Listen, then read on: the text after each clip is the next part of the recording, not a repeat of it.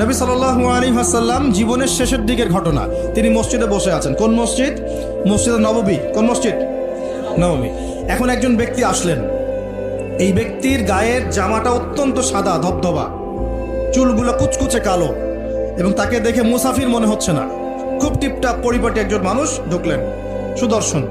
এসে নবী সাল্লাল্লাহু আলাইহি ওয়াসাল্লামের হাঁটুর সাথে হাঁটু লাগিয়ে দিয়ে বসে পড়লেন, যেমন করে আমরা আত্তাহিয়াতু লিল্লাহি ওই সময় বসি তাশাহুদের সময়, এইভাবে বসে তার দুই হাত নবী সাল্লাল্লাহু আলাইহি ওয়াসাল্লামের উরুর উপর রাখলেন। রেখে বলছেন, চারটা প্রশ্ন করছেন। কয়টা প্রশ্ন?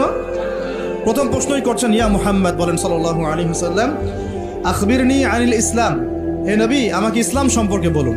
তখন নবীজি বলছেন, ইসলাম হচ্ছে আন তাশহাদা আল্লা ইলাহা ইল্লাল্লাহ ওয়া আন্না মুহাম্মাদান আবদুহু ওয়া রাসূলুহু। ইসলামের প্রথম বিষয় হচ্ছে তুমি আল্লাহ বিশ্বাস করবে, সাক্ষ্য দিবে আল্লাহ ছাড়া কোনো মাবুদ নাই, এবং মুহাম্মদ সাল্লাল্লাহু আলাইহি ওয়াসাল্লাম আল্লাহর বান্দা এবং রাসূল। এরপর ওয়া আন তুকিমাস সালাহ, এরপর তুমি সালাত কায়েম করবে 5 ওয়াক্ত, ওয়া তুতিয়াজ যাকাত, তুমি যাকাত প্রদান করবে, ওয়া তাসুমা রমাদান, রমজান মাসে সওম বা রোজা রাখবে, এবং সামর্থ্য হলে তুমি হজ করবে, সামর্থ্য হলে হজ। এই 5টা হচ্ছে ইসলামের ভিত্তি। তখন